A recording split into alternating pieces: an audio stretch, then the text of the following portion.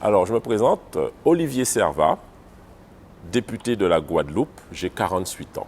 Et donc, cette première circonscription comprend Abim, Pointe-à-Pitre, Morne-à-l'Eau et l'île de Marie-Galante. Comment devient-on député de Guadeloupe ? Député de Guadeloupe ou député des Outre-mer, c'est une spécificité, à mon avis, par rapport à député hexagonal.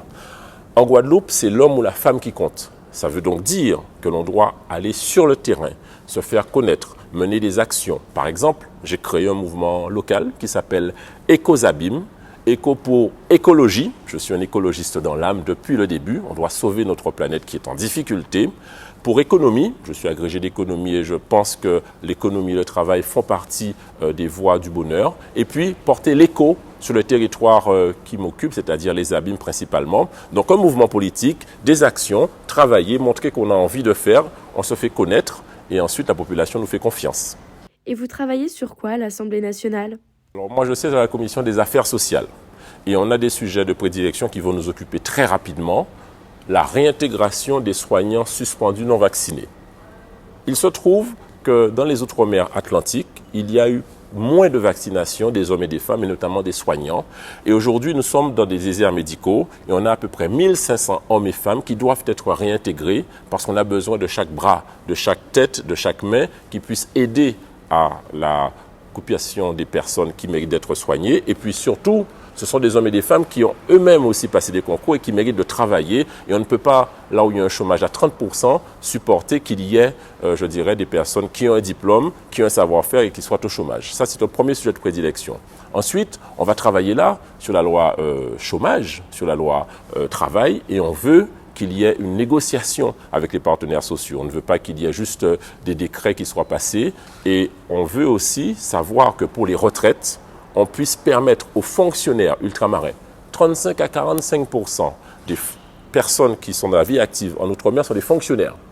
Ils touchent une surrémunération pendant qu'ils sont dans la vie active et en réalité, quand ils partent à la retraite, ils ne peuvent plus rien toucher, ils perdent du pouvoir d'achat.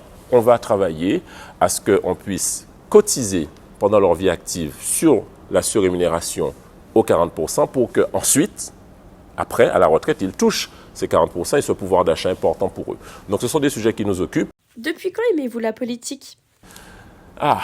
Depuis quand cette fameuse mouche m'a piqué? Je crois que c'est lorsque j'étais étudiant.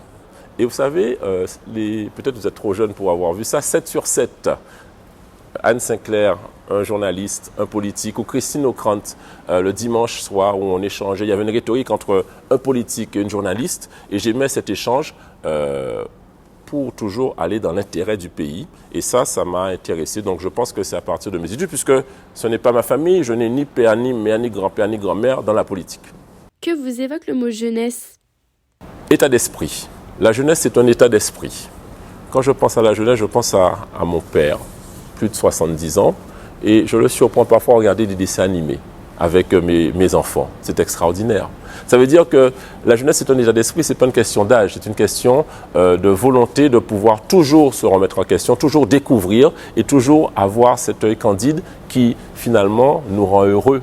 Quand on est blasé de tout, quand on est devenu vieux et qu'on ne croit plus à rien, eh bien c'est chiant. Donc la jeunesse, c'est un état d'esprit. C'est quoi votre meilleur souvenir politique ? En fait, j'en ai plusieurs.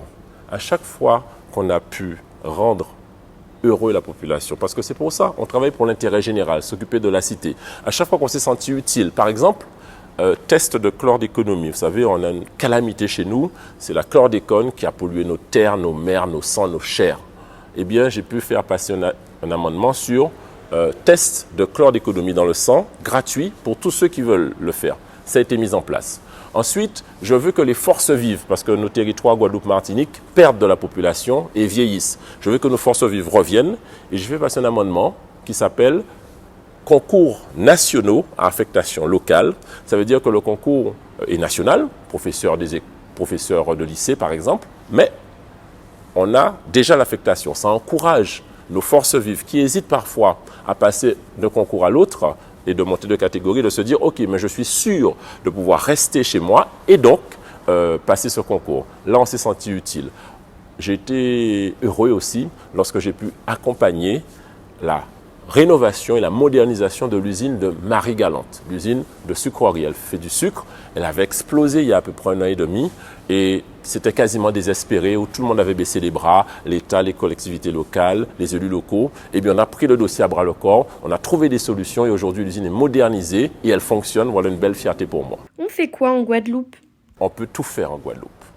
Vous aimez la plage? Il y a la Grande Terre ou même la Basse Terre. Vous aimez la nature? Il y a la Basse Terre. Vous aimez les îles? Il y a Marie-Galante, les Saintes-Désirades. Vous aimez la bonne boisson? Il y a le rhum de meilleure qualité. Et vous aimez vous amuser? Eh bien, il y a aussi la culture avec des musées et des endroits pittoresques à voir. Merci monsieur le député de nous avoir accueillis, de nous avoir donné de votre temps aujourd'hui à l'Assemblée nationale, dans votre bureau. Merci à vous de m'avoir invité à votre émission. Nation, c'est un beau mot. Bien, je vous remercie. Quel est le sujet d'actualité ou le sujet libre dont vous avez décidé de nous parler aujourd'hui? Bien, écoutez, j'aimerais qu'on échange sur l'engagement citoyen de la jeunesse. Je crois que votre média s'adresse aussi à cette jeunesse. Et souvent, la jeunesse ne croit plus en grand-chose de la politique. Et à juste titre, parce qu'elle a été tellement déçue auparavant de scandales, de déceptions, de promesses non tenues. Alors moi, j'aimerais lui dire à cette jeunesse que nous avons besoin d'elle, j'ai besoin d'elle. Pourquoi? Parce qu'en réalité, lorsqu'on a un engagement politique, on travaille pour les générations futures, pour elle, pour cette jeunesse, pour vous. Et donc, tout d'abord, nous, notre job, c'est de vous redonner confiance. Redonner confiance en disant les choses telles qu'elles sont, en ne travestissant pas la réalité, en étant sincère, engagé, en tentant d'avoir aussi des résultats. Tout ne sera jamais forcément parfait, mais je crois que ça, c'est notre job. Et le vôtre, eh bien, c'est d'être citoyen, c'est d'être dans la nation. Et dans la nation, eh bien, c'est de mettre votre pierre à l'édifice et de dire quand ça va, quand ça ne va pas, proposer, challenger, participer. Et je crois que c'est ainsi qu'on pourra mieux faire avancer notre nation. Au moment de la pandémie, le président de la République avait déclaré « C'est difficile d'avoir 20 ans en 2021 ». Vous pensez quoi de cette déclaration? Est-ce que c'est difficile d'avoir 20 ans par nos temps? J'aurais aimé avoir 20 ans tout le temps. 20 ans, c'est le bel âge. Je me souviens, figurez-vous, de mes 20 ans comme si c'était hier, et j'en ai 48. Le temps passe tellement vite. Profitez de vos 20 ans, quelle que soit la saison, quelles que soient les difficultés. Vous avez une force en vous, c'est votre jeunesse. Et avec la jeunesse, on peut renverser des montagnes. Donc, vous avez la chance d'avoir 20 ans, quelles que soient les saisons. Bien, je vous remercie, monsieur le député. Et surtout, là, on s'adresse à tous nos auditeurs, à tous nos spectateurs sur les différents réseaux sociaux, TikTok, Instagram, YouTube, Twitch. Likez, abonnez-vous, commentez et surtout, partagez.